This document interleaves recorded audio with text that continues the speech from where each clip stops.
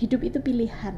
Iya benar. Ketika kita ingin baik, maka jalan-jalan baik yang kita pilih. Tetapi ketika kita ingin tidak baik, maka 1000 di sana itu banyak orang yang tidak baik.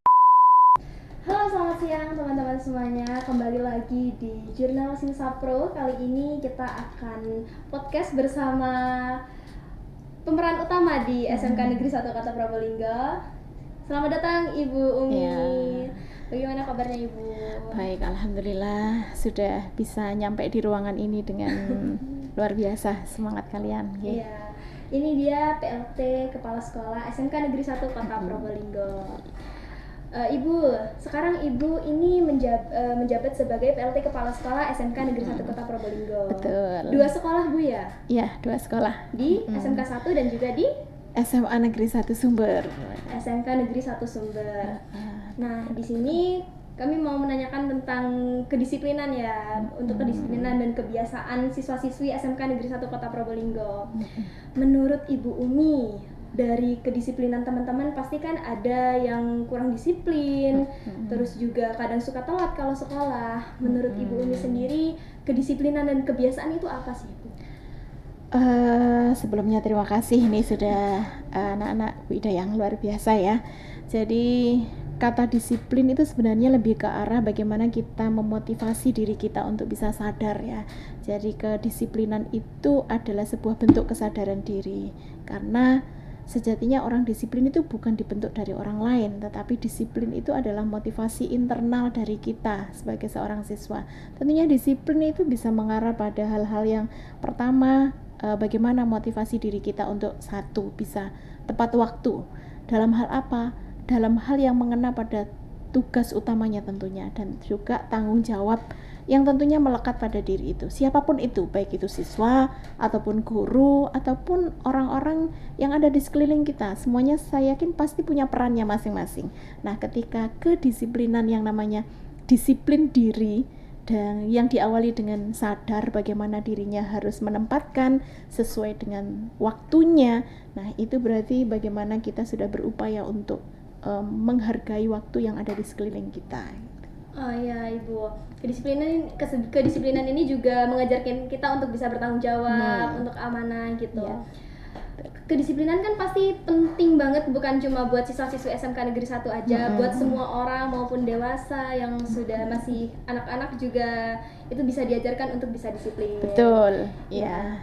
Nah, tapi dari beberapa pasti ada, selain siswa-siswi telat kan juga mengumpulkan tugasnya suka telat gitu. Bagaimana sih Bu cara menyadarkannya mereka agar tidak telat? Kan kalau masih pelajar, siswa-siswi kan juga masih belajar untuk disiplin. Ya, itu bagaimana cara menyadarkan mereka bahwa disiplin itu sangat penting gitu? Ya. Terkadang dari kita sendiri dan juga utamanya siswa itu memang sebuah karakter. Yang namanya disiplin itu kan bukan bawaan ya, tapi karakter. Karakter itu bisa bertumbuh dan bisa berkembang ke arah yang lebih baik tentunya ketika habituasi atau pembiasaan itu baik. Nah, jadi kalau misalnya anak yang suka tidak disiplin tentunya atau masih dalam proses disiplin, belum tentu kita bisa menjudge bahwa mereka itu nggak bisa disiplin. Maka terkadang anak itu ada yang pinter, ada yang disiplin itu dengan dirinya sendiri karena motivasi internalnya sudah beda. Jadi kalau motivasi intrinsik dari diri kita itu sudah kuat, maka terkadang orang lain itu hanya sifatnya mendampingi. Tetapi teman-teman kita case-nya beda. Ada yang sukanya misalnya tadi yang dikatakan telat. Nah, telat itu dalam artian misalnya mengumpulkan tugas itu tidak tepat waktu. Jadi berarti motivasinya memang harus dihabit atau dibiasakan oleh orang lain tentunya dengan kondisi di sekelilingnya. Terutama bagaimana mengkondisikan dirinya, dia butuh sentuhan orang lain, butuh diingatkan, kemudian butuh dimotivasi. Nah, supaya diingatkan motivasi itu ada impactnya, ada dampaknya kepada diri sendiri, maka penyadaran dirinya itu dia butuh orang lain. Nah, untuk mengkondisikan bahwa dirinya itu benar-benar harus lebih baik. Orang yang lebih baik ini kadang dia termotivasi dari dirinya sendiri, tapi kadang memang banyak juga yang perlu sentuhan pengkondisian. Misalnya, makanya Bapak Ibu guru kan silakan dikumpulkan, bukan free ya memberikan waktunya, tapi ada batasan-batasan. Untuk apa? Karena memang tahu bahwa murid-muridnya itu bervariasi untuk disiplinnya. Ya, ini jadi kalau misalnya ada anak yang kurang disiplin dan bagaimana cara mendisiplinkan dia, pasti butuh dorongan, terutama dari teman-teman, dari keluarga juga, dari bapak ibu guru juga. Nah, tapi ada peran OSIS juga biasanya. Peran OSIS itu biasanya perantara dari guru kepada siswa. Jadi kan OSIS mencontohkan yang baik untuk siswa-siswi. Gitu. Kalau OSIS berarti kita bisa bicara tentang role of model ya. Jadi teman-teman itu sebenarnya butuh figur. Nah, di figur mereka itu tidak harus dari guru. Terkadang teman sebaya itu banyak menginspirasi mereka juga. Kadang dia akan berpikir, dia itu tugas dan kewajibannya sama dengan saya. Usianya juga sama dengan saya. Waktunya juga sama, punya 24 jam. Tapi mengapa anak OSIS itu bisa begitu, tapi saya enggak? Nah, berarti anak itu memang butuh model juga dari teman-teman yang usianya memang sebaya. Kalau bapak ibu guru mungkin dikatakan, ya wong bapak ibu guru usianya kan beda dengan kita. Tapi circle-nya, usianya itu OSIS kan lebih bisa berperan ya maksudnya di situ, sehingga bisa memberikan modelnya. Nah, makanya dikatakan OSIS itu juga sebagai duta model, rule of model bagi jadi figur yang bisa dicontoh oleh anak-anak sehingga lebih masuk lah. Karena circle-nya sefrekuensi begitu. Sebaya gitu ya Bu ya. Gitu. Ini juga Bu, kan Bu Umi sudah berapa lama ada di sekolah ini? Kurang lebih hampir 1 bulan. Hampir 1 bulan. Ya, 1 bulan. Bu Umi ada nggak program gitu untuk membantu siswa-siswi disiplin dan juga memulai kebiasaan yang positif gitu? Iya. Satu hal yang saya temukan di sini itu adalah bagaimana sekolah ini sebenarnya sudah luar biasa. Bagaimana mereka berdigitalisasi sudah luar biasa. Jadi sebenarnya nggak terlalu khawatir dengan pengetahuan ipteknya, tapi yang perlu dikuatkan adalah karakter, terutama imtaknya. Kemudian kalau misalnya mayoritas, saya yakin semua agama pun itu mengajarkan bagaimana kita disiplin, tepat waktu, gitu ya. Kalau kita bicara dalam konteks agama Islam, mungkin kita sampaikan bahwa as-sholatu ala waktiha, sholatlah kamu pada waktunya. Nah, di situ berarti kan disiplin ya. Saya yakin agama non-Islam pun juga mengajarkan demikian. Pada saatnya ibadah, semua orang harus dia waktunya untuk beribadah. Begitu. Itu salah satu indikator disiplin. Kemudian 1 bulan di sini saya mencoba menginisiasi. Yang pertama ada program sadar ya. Jadi sadar itu sudah termasifkan. Jadi bagaimana anak-anak itu bisa santun, bisa berilmu, jadi alim. Sadar itu santun, alim, kemudian duha, kemudian ada agama dan juga literasinya. Jadi program itu yang bisa kami inisiasi di 1 bulan pertama dan sudah terlaksanakan ya di kelas-kelasnya. LDR itu. LDR. Nah, LDR itu literasi, kemudian do dan recite ya. Nah, itu adalah turunan dari program sadar yang diinisiasi dari program sekolah. Sehingga hal-hal yang kecil itu bisa menjadi sebuah kebiasaan yang baik yang tentunya bisa menumbuhkan disiplin anak-anak di SMK 1. Keren itu nanti hasilnya. LDR itu Bu ya membuat dampak untuk siswa-siswi. Saya melihat semenjak LDR ini dilaksanakan, kan LDR itu membaca dan di situ membaca dan mengaji Bu ya. Nah, anak-anak ini nggak berfokus pada HP. Jadi mereka tuh bawa Al-Qur'an semua gitu.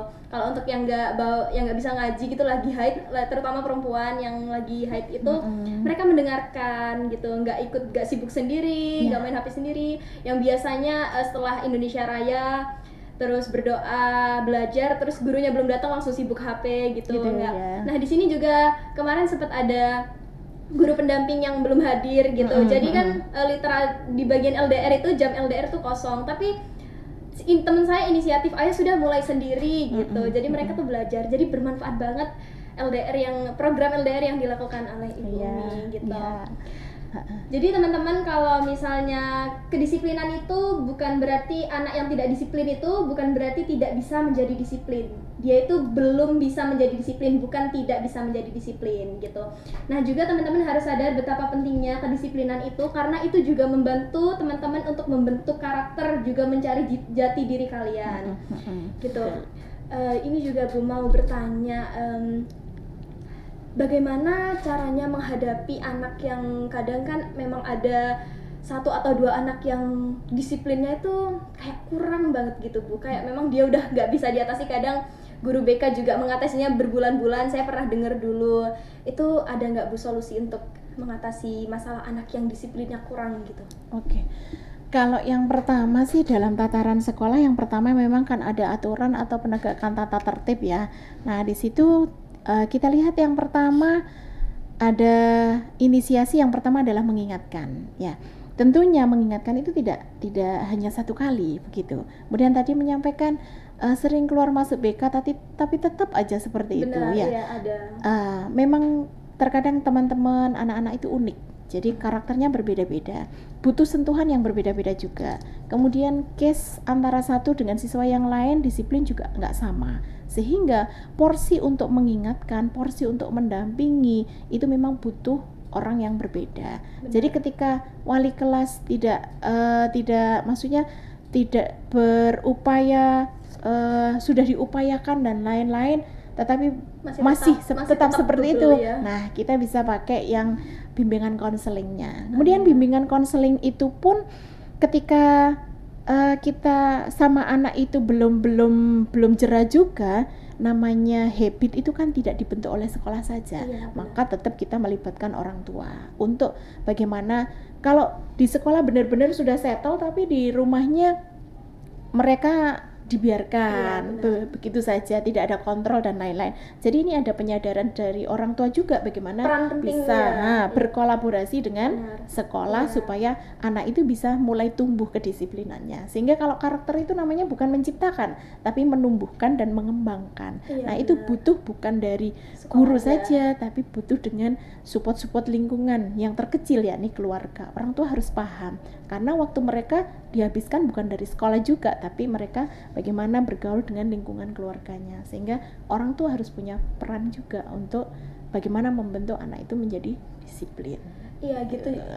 Ini peran utamanya juga dari orang tua Bu ya. Itu yang paling utama Bu ya. Karena kan setelah sekolah mereka juga kesehariannya pasti bersama orang tua di rumah gitu. Kadang kalau misalnya orang tuanya nggak ada pasti ya keluar main sama temannya gitu.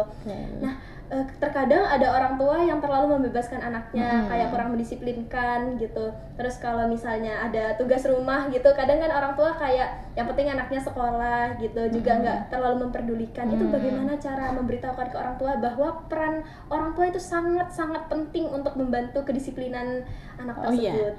Iya, karena sekolah ini Tripusat Pendidikan itu kan ada 3. Yang pertama adalah keluarga, yang kedua adalah sekolah, yang ketiga adalah masyarakat. Jadi 3 lini ini memang harus sinergi. Makanya ketika konteks seusia anak SMK, maka ini harus benar-benar yang bersangkutan, orang tua dan masyarakatnya itu benar-benar memang harus saling support ya. Tapi kita nggak bisa memungkiri bahwa anak itu bisa belajar dari manapun. Benar, jadi lingkungannya di sini, tapi dia punya lingkungan maya yang kemana-mana dan dia bisa meniru setiap saat, setiap waktu, setiap tempat ya. Benar. Makanya tantangan menjadi orang tua untuk mendisiplinkan anaknya, untuk konteks mendidik anak saat ini juga berbeda. Maka pendekatan yang dilakukan bukan hanya bentak-membentak saja, tetapi bagaimana orang tua juga harus punya wacana bagaimana tracing HP yang digunakan, kemudian lingkungan-lingkungan siapa saja yang dia bergaul. Tentu itu harus menjadi pondasi utama. Nah, kadang terlewatkan oleh orang tua, maka sekolah juga punya kewajiban untuk bersinergi, kolaborasi dengan orang tua. Gitu. Jadi tetap harus ada komunikasi dari sekolah dengan orang tua mereka. Iya, juga berarti ini benar-benar sangat-sangat penting peran orang tua dalam membentuk karakter kedisiplinan untuk anaknya. Juga ini Bu, bagaimana sekolah itu bisa menjadikan kebiasaan atau kedisiplinan yang baik itu berpengaruh dan berdampak besar. Selama Ibu yang ada di SMK ini, itu apa pengaruh dan dampak dari kebiasaan siswa-siswi yang berdampak besar gitu?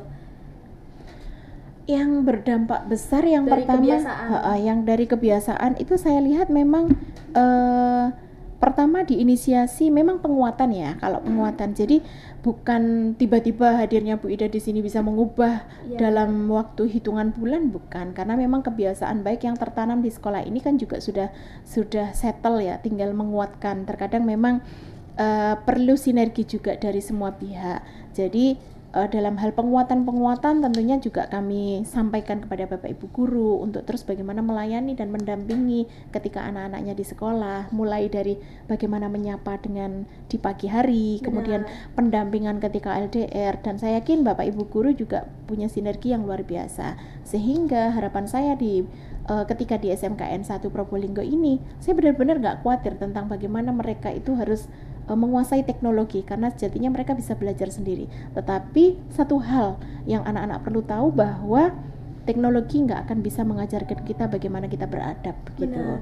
Jadi masih butuh sentuhan bagaimana program sekolah ini bisa mengupayakan karakter anak itu bisa terbentuk gitu. Iya. Kan kadang ada anak yang disiplin karena takut, Bu, tanpa kesadaran, bukan karena kesadarannya dia disiplin itu karena takut. Itu bisa berdampak nggak, Bu, buat dirinya? Jadi dia itu terpaksa disiplin karena dia takut, bukan karena kesadarannya dia gitu. Memang terkadang namanya disiplin dengan kesadaran itu kan butuh proses juga. Makanya kan di kelas itu kadang ada kesepakatan kelas ya namanya. Sehingga kalau kesepakatan kelas, maka setiap apa yang kita sepakati pasti ketika kita melanggar harus ada konsekuensinya. Bukan menghukum, bukan memberi sanksi, tapi bagaimana membuat anak itu merasa saya ini bukan dihakimi, tapi saya ini sedang bagaimana untuk mentransisikan diri saya untuk menjadi lebih baik gitu.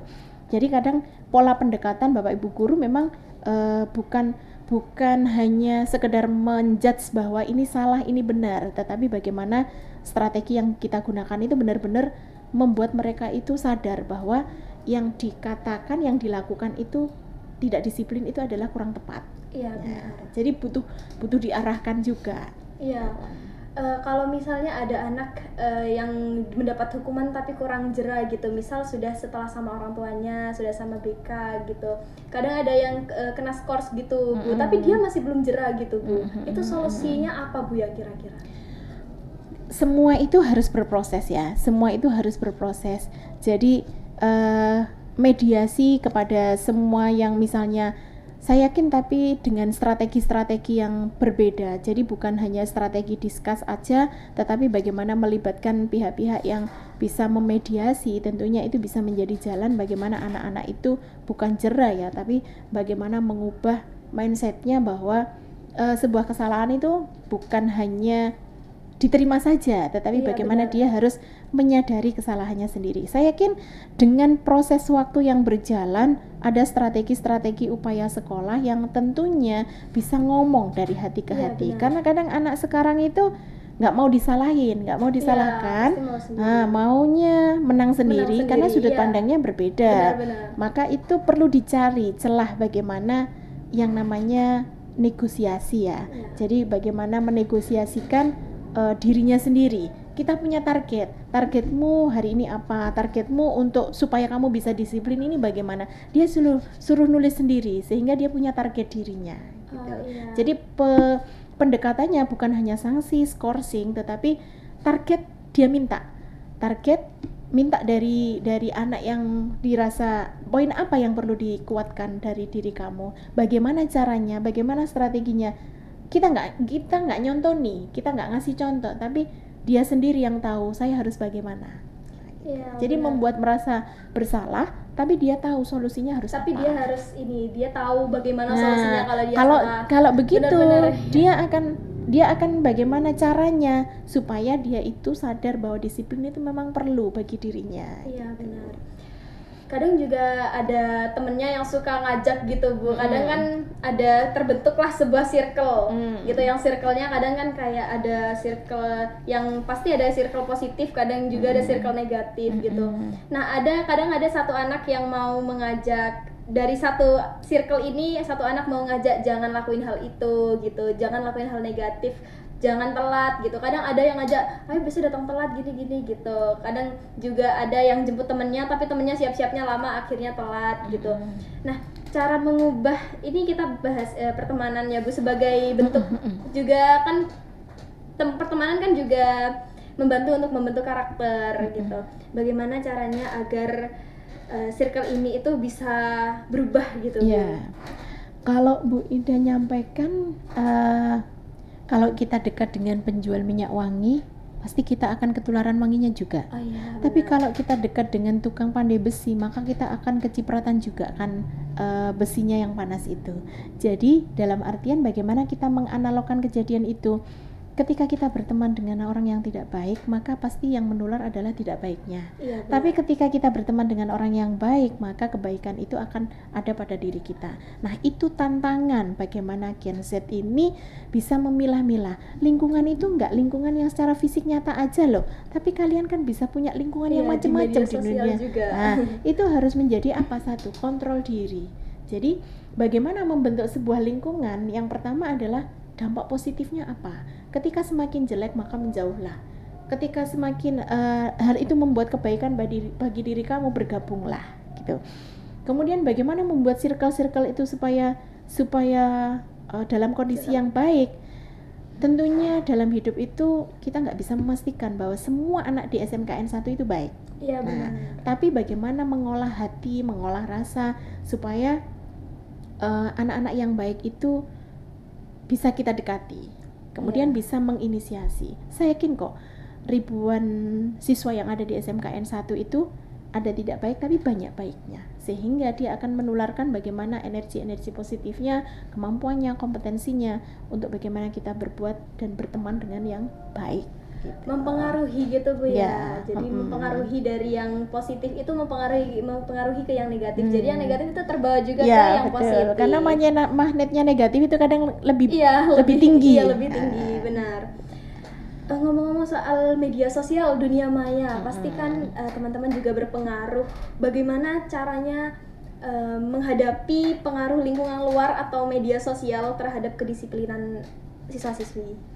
Yang pertama, balik lagi, fungsinya gadget itu seperti apa, sehingga kadang banyak ditemui anak-anak yang masih di usia remaja, masih sekolah seperti kalian semua ini biasanya terjebak. Untuk yang pertama, apakah gadgetnya itu memang benar-benar untuk edukasi, untuk hiburan, boleh sah saja, tapi persentasenya harus dibatasi. Jadi kalau berlama-lama dengan HP nggak ada gunanya, juga itu kadang menggembosi untuk dirinya itu bermalas-malasan, sehingga penyakit disiplinnya itu kumat lagi, kambuh lagi, begitu. Benar. Jadi gunakanlah media itu dengan bijak, karena sebenarnya media ini adalah sisi mata uang yang berbeda. Satunya bisa bagaimana kita bisa melesat, satunya bagaimana kita bisa lemah juga dengan HP itu. Jadi semacam ini adalah peperangan yang sebenarnya sedang terjadi di era teknologi, bukan perang secara fisiknya, tapi bagaimana mental anak remaja itu kalau tidak bisa menggunakan HP dengan bijak, dia akan hanya menjadi remaja-remaja yang pasif saja. Iya, benar. Nah, untuk teman-teman, gadget itu sangat berpengaruh ya. Jangan sampai kalian kecanduan gadget. Ya, gunakan gadget sebaik dan sebijak mungkin. Kalian yang menggunakan gadget, bukan gadget yang menggunakan kalian. Seperti itu. Setelah kurang lebih 1 bulan Bu ya di SMK 1. Pesan-pesan yang kesan dari selama 1 bulan, kurang lebih 1 bulan di SMK 1 apa aja sih Bu? Atau motivasi juga untuk siswa-siswi? Yang pertama, saya yakin seimbanglah. Ketika kalian menguasai teknologi, maka kuasailah dirimu sendiri untuk berbuat bijak. Tentunya yang pertama, tumpuan karakter itu perlu. Imtak nomor 1, iptek mengikuti, begitu. Saya yakin dengan sendirinya kalian akan mampu melesat, tetapi hati kalian harus dijaga. Gitu ya. Karena yang membuat spirit bagi kita itu adalah karakter kita sendiri. Kemudian yang kedua, hidup itu pilihan. Iya, benar. Ketika kita ingin baik, maka jalan-jalan baik yang kita pilih. Tetapi ketika kita ingin tidak baik, maka 1000 di sana itu banyak orang yang tidak baik. Itu. Jadi temukan berlian, pilihlah lingkungan yang setidaknya bisa membuat kamu nyaman dalam mengembangkan diri, mengembangkan kompetensi, bukan mengembangkan perasaan loh ya, tapi mengembangkan kompetensi gitu ya. Gitu, pilihlah lingkungan yang bisa membuat kalian berkembang, yang bisa meningkatkan skill kalian, yang bisa membuat diri kalian bisa berani mencoba hal baru, gitu Ibu ya. Harapannya dari Bu Umi untuk siswa-siswi SMK Negeri 1 Probolinggo ini? Yang pertama tentunya lebih mantap dalam karakternya ya. Pertama lebih mantap dalam karakternya, kemudian lebih mantap menguasai teknologinya, sehingga harapannya bagaimana ke depan nanti kalian punya yang pertama adalah jiwa karakter yang tangguh, kemudian menguatkan kompetensi karena kalian punya skill yang bagus. Jadi pertama adalah karakternya, kedua kalian harus punya kompetensi sehingga menghasilkan skill yang kalian nanti bisa survive dimanapun berada. Tuh juga. Jadi teman-teman, kalian harus belajar untuk disiplin, dan untuk mungkin ada teman kalian yang kurang disiplin, itu kalian bisa berikan sentuhan, kalian bisa berikan dorongan, bantu dia untuk bisa sadar bahwa kedisiplinan itu penting untuk dirinya saat ini dan untuk masa depan nanti. Oke teman-teman, segini aja perbincangan dari kami. Terima kasih kepada Bu Umi yang kami ucapkan terima kasih karena sudah bisa menjadi narasumber kami dalam topik kedisiplinan dan kebiasaan siswa-siswi SMK Negeri 1 Kota Probolinggo. Semoga dengan adanya podcast ini bisa membantu siswa-siswi untuk sadar betapa pentingnya kedisiplinan dalam lingkungan sehari-hari di masa kini maupun masa yang akan datang. Oke, terima kasih Ibu. Sama-sama. Sampai jumpa di video selanjutnya. Stay tune terus di Jurnal Sinsapro. Terima kasih. Terima kasih. Sama-sama.